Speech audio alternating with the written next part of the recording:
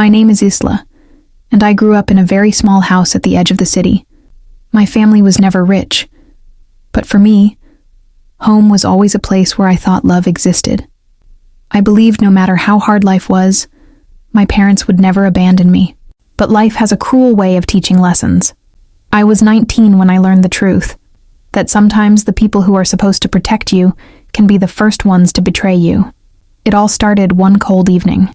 I came home after helping my younger brother with his schoolwork at the library. As I entered, I noticed my parents sitting with two strange men in suits. Their voices were low, their eyes serious. When they saw me, silence filled the room. "Isla, go to your room," my mother said quickly. Something felt wrong. My father wouldn't even look at me. My little brother sat in the corner, confused, biting his lip. I obeyed and went to my room, but my heart raced. I pressed my ear against the thin wooden door and listened. The men spoke about money. They spoke about debt. And then I heard my father's voice, heavy with shame. "She is young, beautiful, and innocent. She will be safe with him. We need this." My blood turned cold. Were they talking about me? That night, I couldn't sleep. My parents avoided my eyes, and the air in the house felt heavy. The next morning, a black car came to our street. It was shiny, polished, and too big for our broken little neighborhood. My father asked me to get dressed nicely. "Where are we going?" I asked. "To meet someone," he replied, his voice flat. I wore a simple dress, one of the few I owned, and followed him. My mother avoided me, her hands shaking as she washed dishes. My brother's eyes were wet with silent tears. The car door opened, and inside sat a man in his late 20s. He wore a sharp black suit, his hair perfectly styled, his face strong and handsome but unreadable. His eyes, a deep shade of gray, scanned me as if he could see through me. "This is her," my father said. The man nodded once. Then he handed my father an envelope. I didn't need to ask. I knew it was money. My heart broke into pieces as I realized what was happening. I had been sold. The man spoke for the first time, his voice calm but commanding. "My name is James. From today, she will stay with me." I froze. My father placed a hand on my shoulder, forcing me to move forward. "Isla, go with him. This is for the best." For the best? For whom? For them, maybe? But for me, my life was being ripped away. Tears filled my eyes, but I swallowed them back. I didn't want James to see me weak. I stepped into the car, and the door shut behind me. The sound was final, like the closing of a chapter I never wanted to end. As the car drove away, I looked out the window. My little brother stood by the door, waving weakly, his face pale. My mother was inside, hiding. My father clutched the envelope with trembling hands. They had chosen money over me. I sat silently beside James.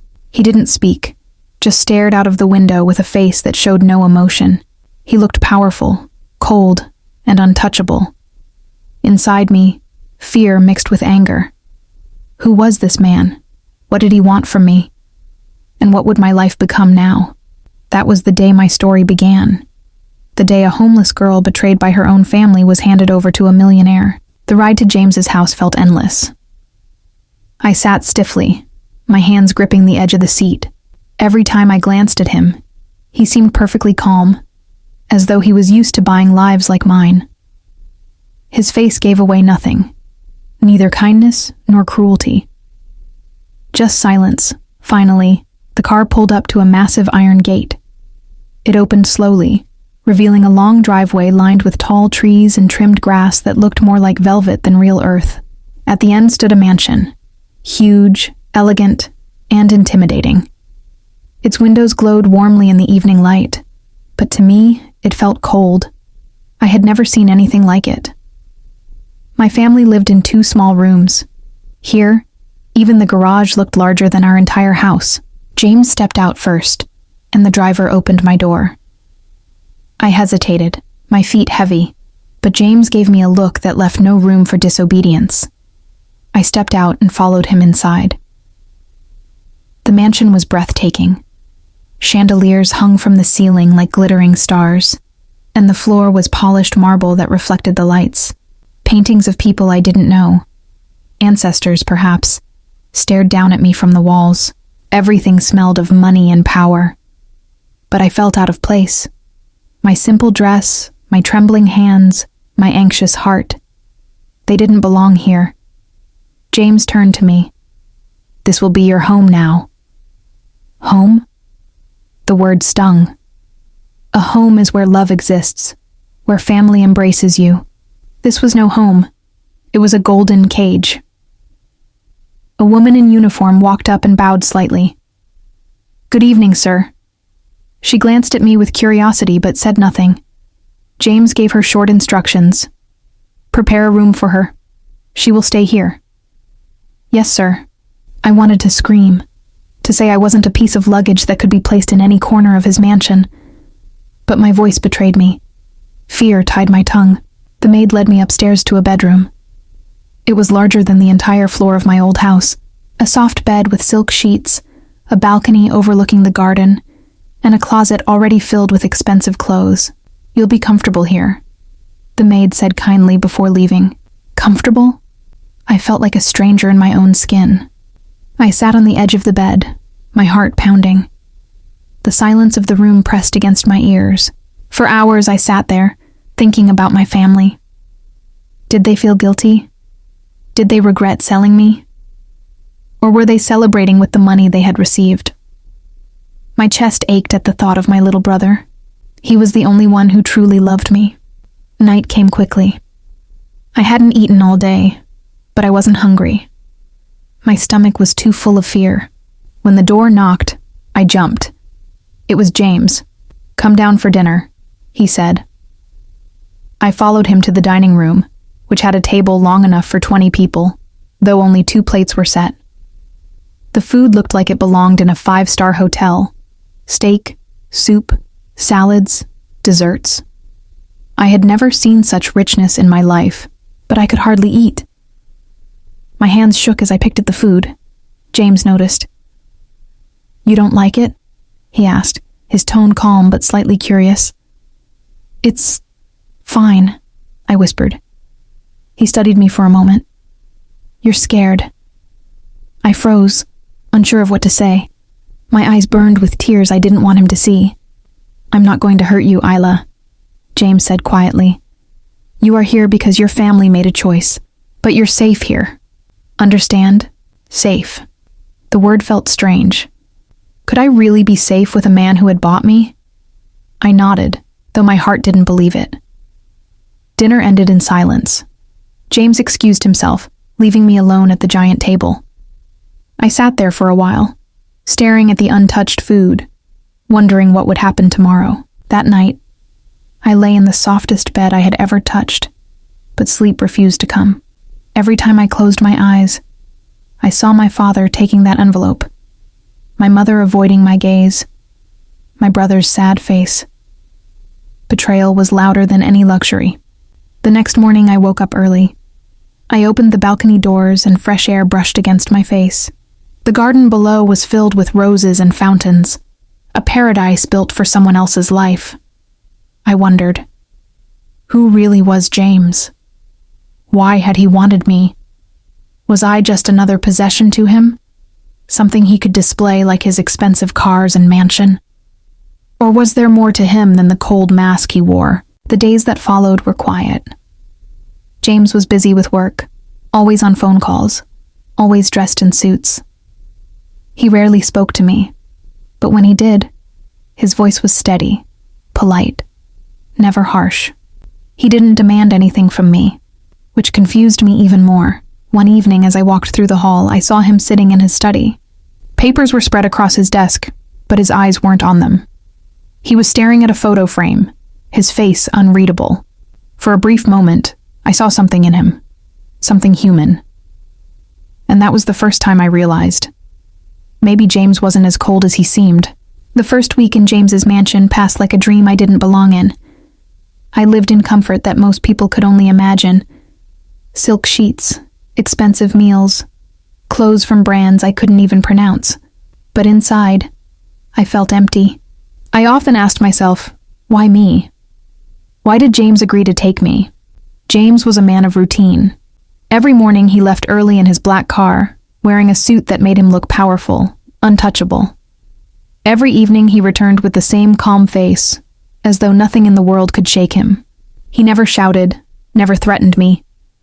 He was distant, polite, almost gentle in ways I didn't expect.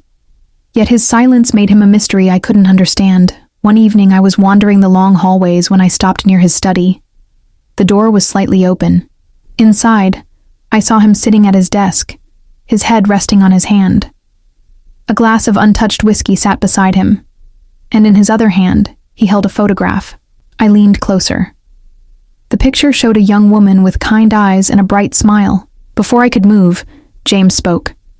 "Do you enjoy spying, Isla?" My breath caught. He hadn't even looked up, yet he knew I was there. I stepped back quickly, my cheeks burning. I wasn't spying. I was just curious, he finished for me, finally raising his eyes.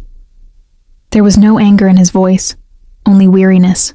Curiosity can be dangerous in this house. I swallowed hard. "I'm sorry." For a moment, silence filled the room. Then he gestured toward the chair across from him. "Come, sit." My heart pounded, but I obeyed. I sat across the desk, the photograph now lying face down. "Do you know why you're here?" he asked suddenly. The question pierced me. My throat tightened. "Because my family sold me to you." James's jaw tensed. "That's one way to see it." "Is there another?" I whispered. He didn't answer immediately. His eyes were dark, troubled. Finally, he said, "I don't believe in charity, but I don't believe in cruelty either. You were given to me. I accepted. The truth is more complicated than you think." I wanted to ask more, but his tone told me the conversation was over. He returned to his papers, and I left quietly. Yet something had changed. I no longer saw James as only a cold millionaire. There was pain in his eyes that he tried to hide. The next day, I was sitting in the garden, reading a book the maid had given me. The air was fresh, birds sang in the trees, and for the first time I felt a little peace. Suddenly James appeared. He wasn't in his usual suit. He wore a simple shirt with the sleeves rolled up. He looked younger, less like the powerful man everyone feared. "You like reading?" he asked, surprising me. "Yes," I said softly. He nodded. "Good. A person who reads can never be truly alone." It was such an unexpected thing for him to say. I looked at him, and for the first time, he smiled. Just a small, fleeting smile, but it lit up his whole face. That night at dinner, I felt braver. "James," I said quietly, "thank you for not being cruel to me." He looked at me, puzzled. "Did you expect me to be?" I lowered my eyes. "You bought me. I thought you would treat me like property." His voice softened. "You're not property, Isla. You're different." My chest warmed at those words. Different. Not an object, not a burden. Different. Days turned into weeks, and slowly, a strange bond began to grow between us. It was in the small things. When I burned my hand while trying to help in the kitchen, James himself brought ice, scolding the staff for letting me near the stove. When he noticed I avoided certain dishes, he asked the chef to prepare meals I actually liked. When I sat alone in the garden, he sometimes joined me, not talking much, but his presence was steady, comforting. Each act was small, but together they painted a picture of a man who cared, though he tried to hide it. One evening, as we walked in the garden, I gathered the courage to ask, "Who was the woman in the photograph?" He stopped. His jaw tightened. For a long time, he said nothing. Then finally, his voice came low, almost broken. "She was my fiancée. She died in a car accident 3 years ago." My heart ached. Suddenly, his coldness made sense. He wasn't heartless. He was broken. "I'm sorry," I whispered. His eyes met mine, And for a moment, I saw all the pain he carried, hidden beneath his perfect suits and calm voice. "You don't need to be sorry," he said. "Just don't pity me." "I don't," I replied gently. "I just understand." Something unspoken passed between us then. A thread tied itself between my heart and his, fragile yet undeniable. That night, as I lay in bed, I realized something shocking. I was no longer afraid of James. And worse, some part of me wanted to know him more. The days in the mansion no longer felt like a prison. At first, I had counted the hours, longing for freedom. But now, I began to count the moments James and I shared. Small, fragile pieces of time that somehow meant everything. He was still the same James. Quiet, reserved, always in control. But around me, something softened. It was in the way his eyes lingered when I laughed, in the way he asked if I had eaten, in the way he listened when I spoke. And I had changed too. I no longer looked at him with fear. I looked at him with curiosity, even admiration. Beneath his cold surface was a man scarred by loss, but still capable of kindness. One afternoon, rain poured heavily outside, drumming against the windows. The power flickered, and I found myself in the library, surrounded by shelves taller than me, filled with more books than I could ever read in a lifetime. James walked in, carrying 2 cups of coffee. "I thought you might like this," he said, placing one in front of me. "Thank you," I replied, surprised by the gesture. We sat in silence for a while, the rain filling the space between us.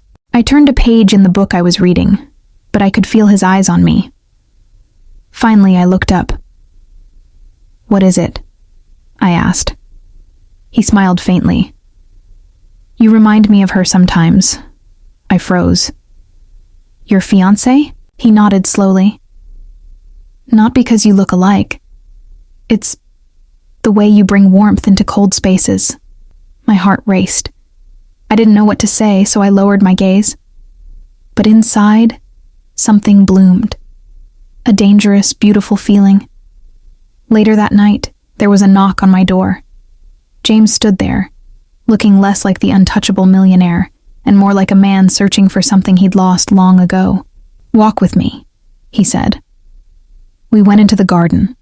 The rain had stopped, and the air was fresh, carrying the scent of roses. The moon cast silver light over everything, making the night feel almost magical. We walked in silence until James finally spoke. "I never wanted this life, Isla. The money, the mansion, the power. It doesn't mean much when you're alone." I looked at him surprised. "Then why did you agree to take me?" He stopped walking, his gray eyes locking onto mine. "At first, I told myself it didn't matter. But when I saw you, standing there with fire in your eyes even though your world was falling apart, I knew you weren't like anyone else. I thought maybe having you near would remind me that life can still be real." My chest tightened. I didn't know if it was the sadness in his voice or the sincerity in his eyes. But in that moment, I felt something I never thought I'd feel again. Trust. "I don't hate being here anymore," I admitted softly. "Because of you." He looked at me as if the words had touched something deep inside him. Slowly, carefully, he reached out and brushed a strand of hair away from my face. My breath caught, my whole body trembling. For the first time, his touch wasn't frightening. It was gentle, filled with unspoken emotion. The next days were different. We shared breakfast together. We read books in the library, sometimes arguing over the endings. We took walks in the garden where I laughed more than I had in years. And James began to laugh too. A real laugh, warm and deep, a sound that made my heart flutter every time. One evening, he surprised me. "Put on something nice," he said with a smile. "We're going out." I dressed in a simple but elegant gown he had chosen for me, and he drove us into the city. Not to a fancy restaurant or a ballroom, but to a small cafe tucked away on a quiet street. This was our spot. he explained, his voice tender. I used to come here with her, but tonight, I wanted to come with you. The words filled me with warmth and pain all at once. He was letting me into the most private part of his past, trusting me with his scars.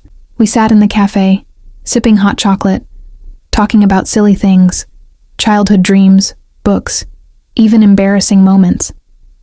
For a while, I forgot I had been sold. For a while, I felt like a girl on a date with a man who truly cared. But the most unforgettable moment came one night under the stars.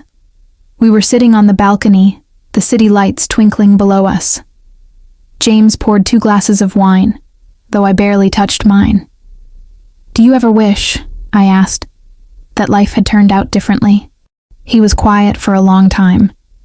Then he said, yes, but if it had, I wouldn't have met you. My heart stopped. His words were simple, but they carried the weight of a confession. I turned to him, and in the stillness of the night, our eyes met. For the first time, there was no distance, no walls. Slowly, carefully, James leaned closer. I felt his breath, warm and trembling, and then his lips touched mine. The kiss was gentle, almost hesitant, but it carried more emotion than anything I had ever known. It was not a kiss of ownership. It was a kiss of choice, of vulnerability, of love. When we pulled apart, my eyes were wet with tears. I don't know how this happened, I whispered. Neither do I, James admitted, his voice breaking. But it did, and I don't want to let it go. In that moment, I knew.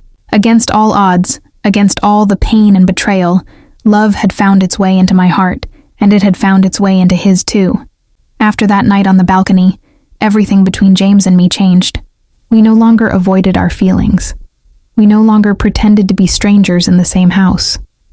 Love had found us, quietly but powerfully, and now it grew with every shared glance, every small touch, every word spoken in the silence of the mansion.